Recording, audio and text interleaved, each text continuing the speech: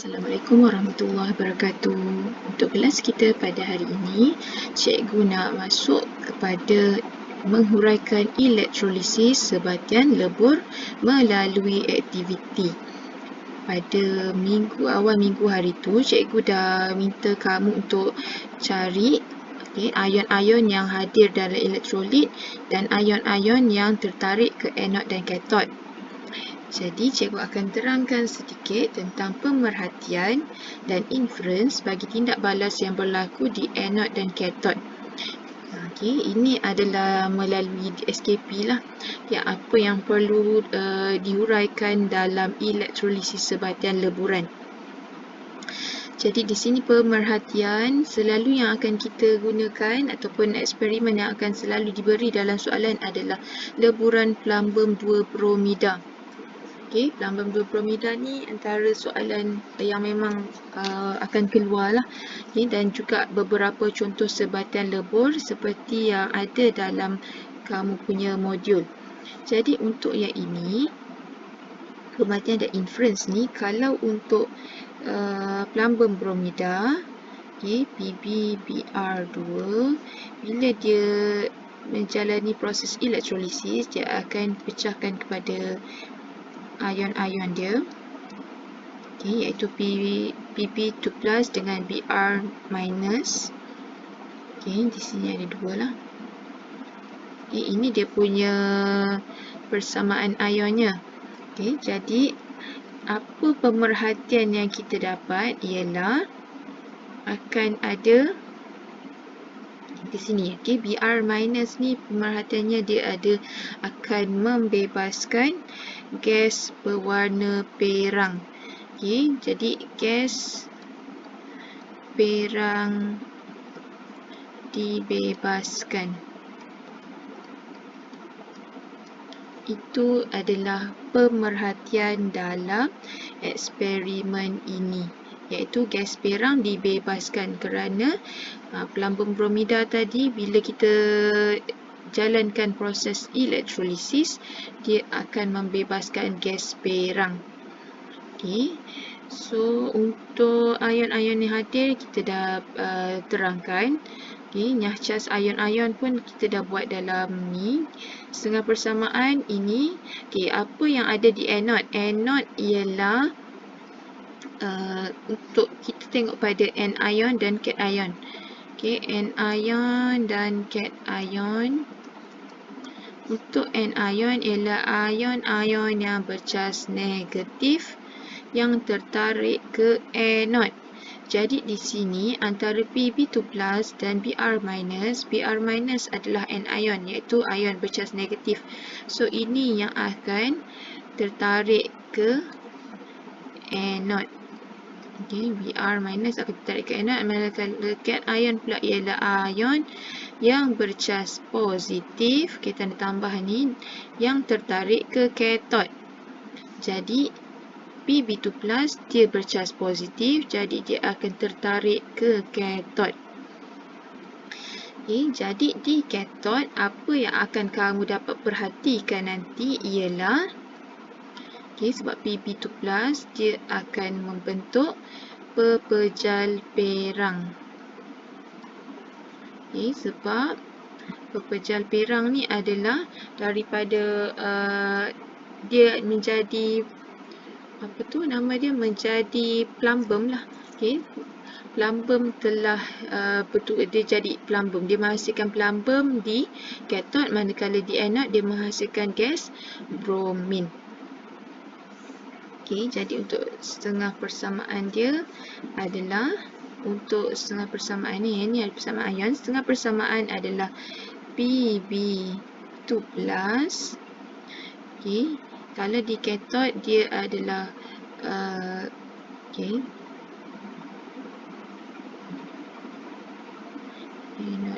anion. Ini dia akan menerima elektron. Menerima elektron akan menjadi Pb. Ini yang berlaku di katod. Di katod apa yang berlaku ialah Pb2+ menerima 2 elektron menghasilkan Pb. Inilah pepejal perangnya. inilah pepejal perang yang terhasil, iaitu pepejal plumbum. Manakala yang berlaku di anode adalah 2 Br minus U. Kita tak tulis 2 lah, Br minus, dia akan menghasilkan bromin. Disebabkan ini adalah negatif, elektron tak boleh tulis di sini, elektron kena tulis selepas anak panah. Jadi elektron dilepaskan bila ada 2 bromin, kakinya 2, so sini perlu letak 2. Jadi dia ada 2 negatif, sini ada 2 negatif. Inilah yang menyebabkan gas berwarna perang tadi. Gas berwarna perang adalah bagi gas bromin.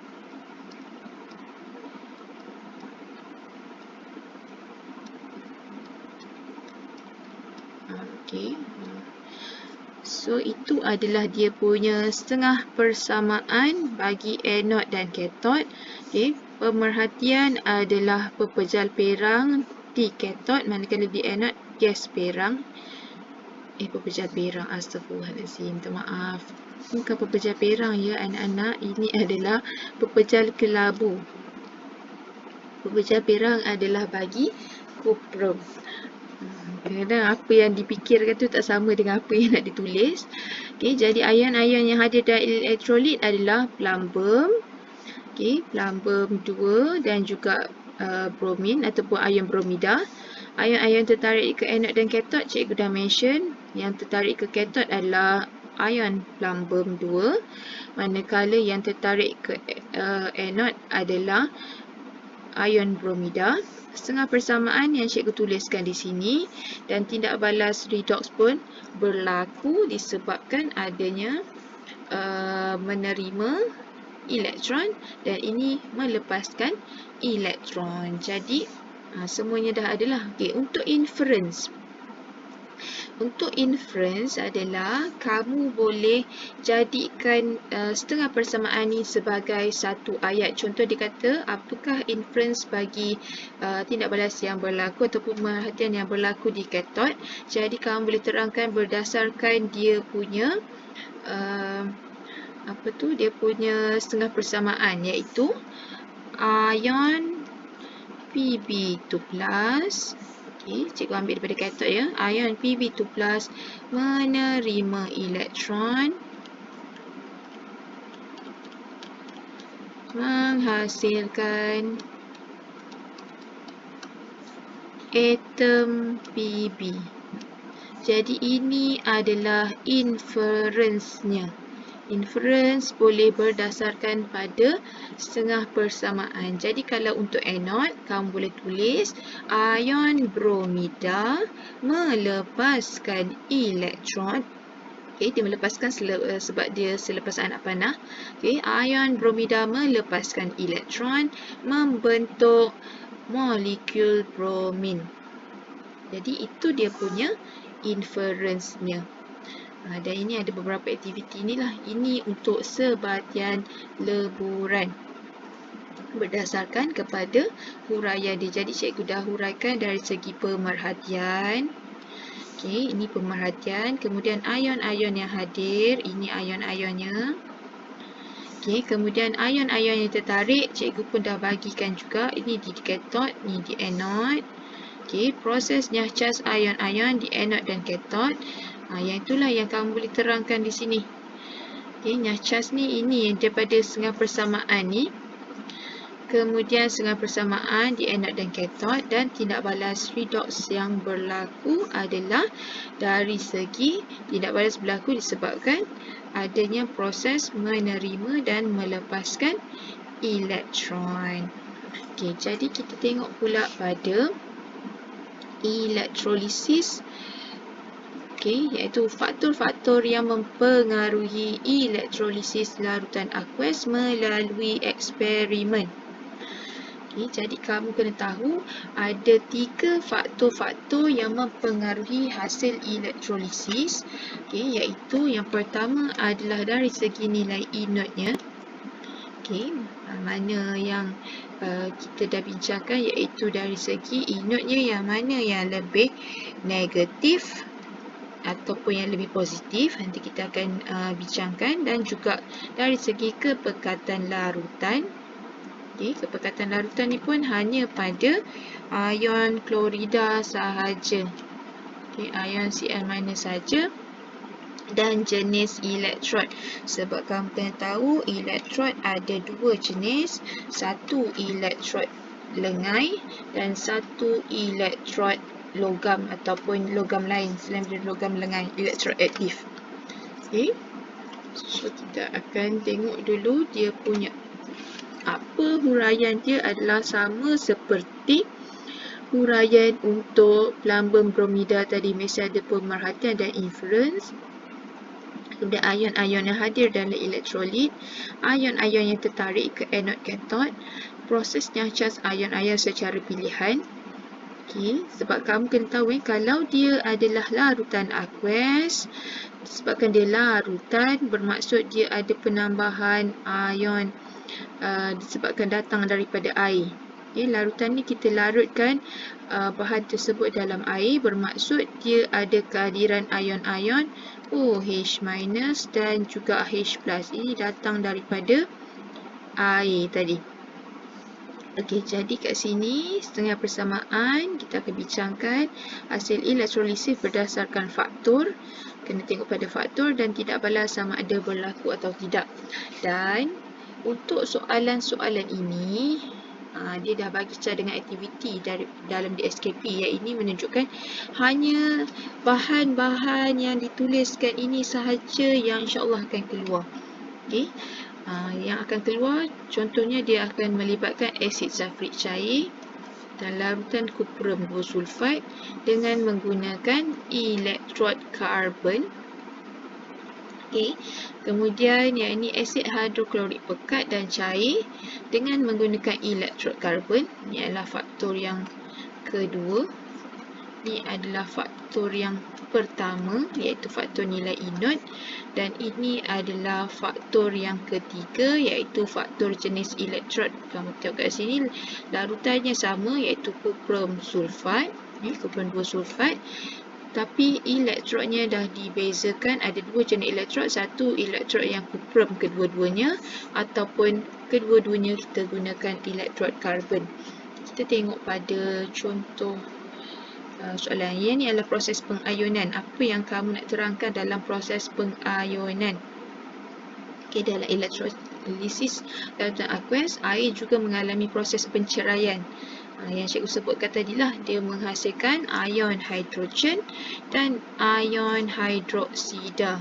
Ion hidrogen iaitu H+, dan juga ion hidroksida iaitu OH-. Kepekatannya sangat rendah, jadi dia boleh dioksidakan atau diturunkan.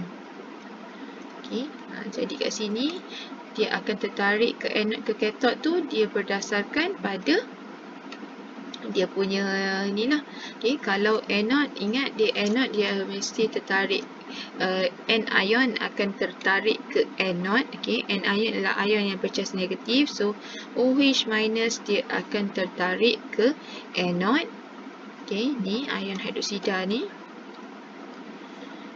Manakala ion dia akan tertarik ke katod. Dia akan tertarik ke katod, iaitu ion hidrogen. Jadi apa hasil yang terbentuk sekiranya ion hidrogen ataupun ion hidroksida yang dipilih? Dia akan, contohnya kalau di anod ion hidroksida yang dipilih, jadi dia akan membebaskan gas oksigen. Manakala untuk katod, sekiranya ion hidrogen yang dipilih, so dia akan membebaskan gas hidrogen. Dalam English ni salah ni. Kita kat sini gas hidrogen dibebaskan.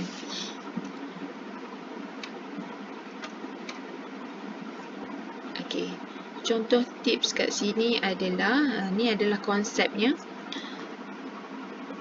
Yang ni mungkin kamu tak nampak nanti. Jadi kita tengok pada terangkan proses elektrolisis.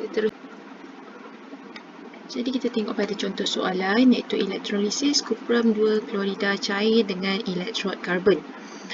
First sekali kita tengok iaitu pada soalan dia minta untuk pada rajah labelkan terminal anode dan kathod. Jadi di sini untuk anode dan kathod kamu tengok pada terminal bateri. Okey, terminal bateri di sini ada positif dan negatif, iaitu kita tengok yang pendek ni kita kenali sebagai kathod. Okey, selalu kita panggil orang pendek kathod kan. So automatically yang ini adalah kathod, yang ini adalah anode. Jadi di sini terminal kathod, kita tahu kathod dia mesti ion-ion yang bercas positif. Jadi dalam ini larutan yang diberikan adalah larutan kuprum klorida. Okay, kuprum 2 klorida. Jadi dalam larutan kuprum 2 klorida ni hadirnya ion-ion iaitu ion kuprum 2 dan ion Cl minus. Okay, kuprum 2 dan Cl minus. Daripada kita didaksikan dia, okay, kita pecahkan dia kepada ion-ion atau juzuk-juzuk asalnya, kemudian disebabkan dia adalah larutan, okay, cair tu masuk di larutan lah. Jadi di sini adanya H plus dan juga adanya OH minus.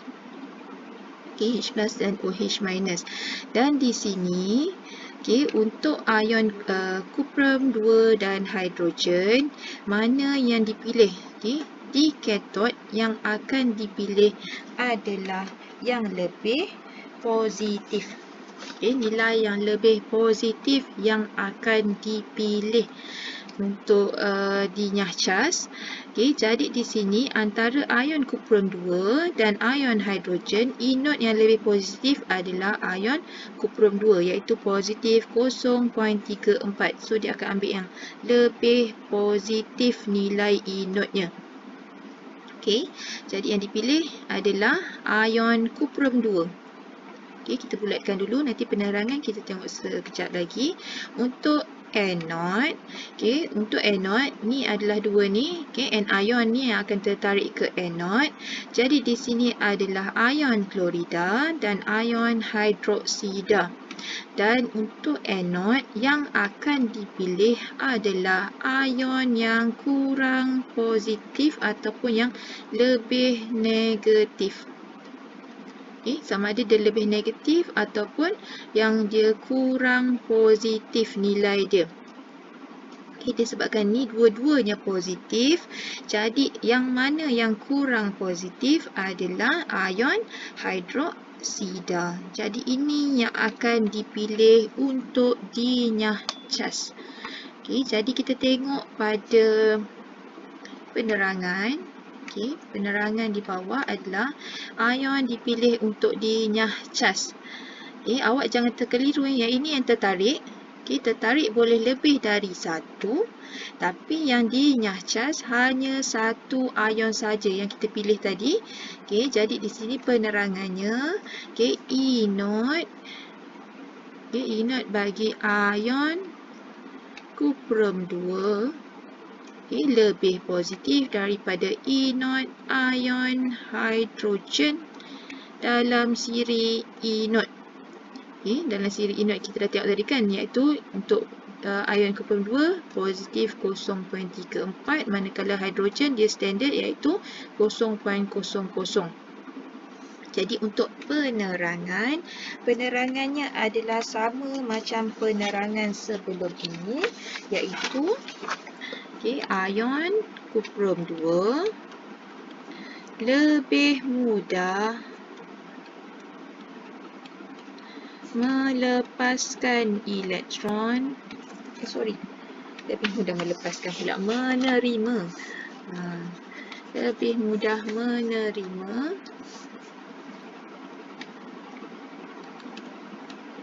elektron membentuk atom kuprum. Okay, nah yang ini yang berlaku, iaitu dia lebih mudah menerima elektron membentuk atom kuprum. Okay, jadi setengah persamaannya adalah Cu2+, dia akan menerima elektron, dia akan membentuk Cu. Okey, jadi disebabkan sini adanya 2, okey, dia punya topi dia 2, jadi N ni pun kena 2. Bila 2 positif, 2 negatif. Jadi ini setengah persamaannya. Okey, dan tindak balasnya adalah penurunan. Awak kena ingat balik, ini bila menerima elektron, dia adalah pada, bila dia terima elektron, apa dia punya ni? Untuk yang ini adalah kathod kan. So kathod dia menerima elektron, so dia penurunan. Ingat pada kathod.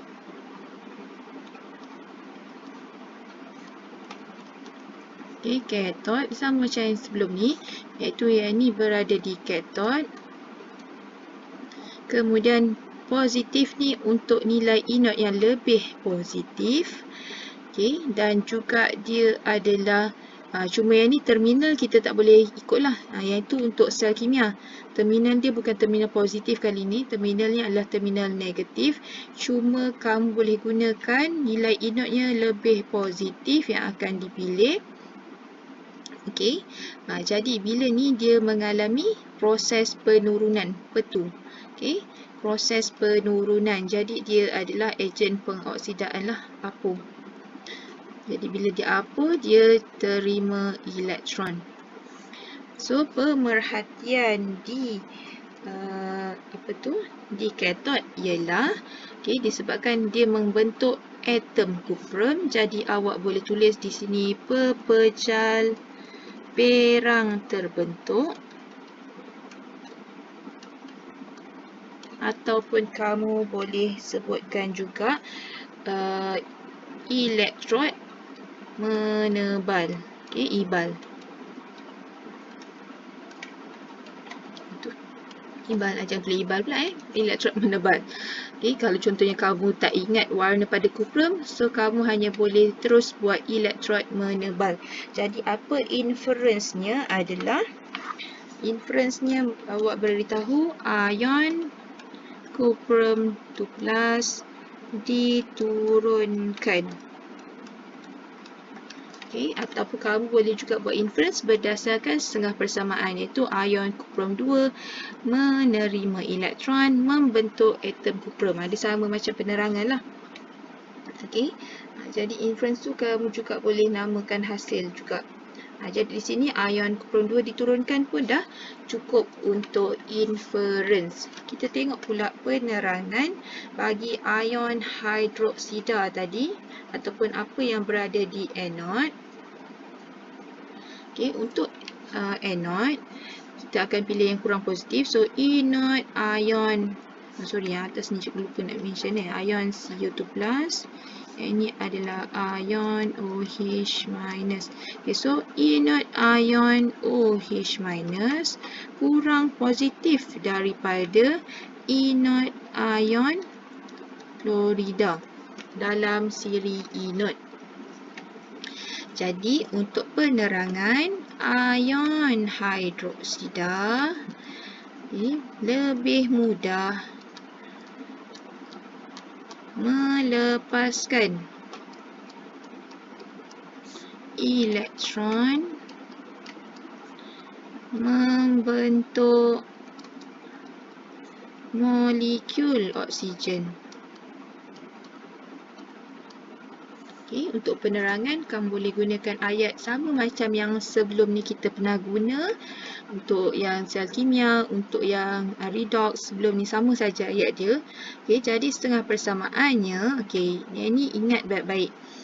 Okay, yang ini sebenarnya kamu dah jumpa dalam bab asid dan base dan garam pada tahun lepas. Bab 6 kalau tak silap cikgu cuba ingat sangat bab. Okay, tapi yang ini awak boleh gunakan 4 orang hitam ditolak oleh orang-orang kampung dengan 2 baldi air, H2O ni air, dan 4 ekor elephant. dapatlah setengah persamaan untuk ion hidroksida. Sebab ion hidroksida dia bukannya simple macam ni. Dia ada hasil yang lain. Jadi awak gunakan ayat 4 orang hitam ditolak oleh orang-orang kampung dengan 2 baldi air dan 4 ekor elephant. Itu cara untuk kamu ingat setengah persamaan bagi ion hidroksida. Jadi tindak balas dia adalah tindak balas bila dia ni dah penurunan. So ini automatik akan jadi pengoksidaan lah. Awak juga boleh gunakan ayat ataupun cara ingat yang anode tu. Okay, anode. Okay, anode yang ni berada di anode. Cuma yang ini kita tak boleh gunakan terminal negatif. Cuma nilainya yang lebih negatif. Nilai anode yang lebih negatif. O adalah oxidation. Okay, oxidation ataupun penurunan. Allah teruk no tulisan kan. Dan D untuk derma elektron. Okay, derma elektron ataupun melepaskan elektron. Jadi di sini pemerhatian dia adalah GGTB. GGTB ni apa? Gelembung gas tak berwarna terbebas. Okay, ataupun gelembung gas tak berwarna terhasil. Kamu juga boleh buatkan, kalau tak ada gelembung pun kamu boleh buat gas tak berwarna. Pun boleh diterima. Yang ni lebih selamat lah, gas tak berwarna terbebas. Jadi untuk inference-nya adalah ion OH- dioksidakan. Okey, itu adalah satu contoh untuk penggunaan ataupun faktor yang pertama, iaitu faktor nilai inode. Jadi nanti kamu boleh cuba dalam kamu punya modul. Modul kamu pada muka surat. Sekejap ya.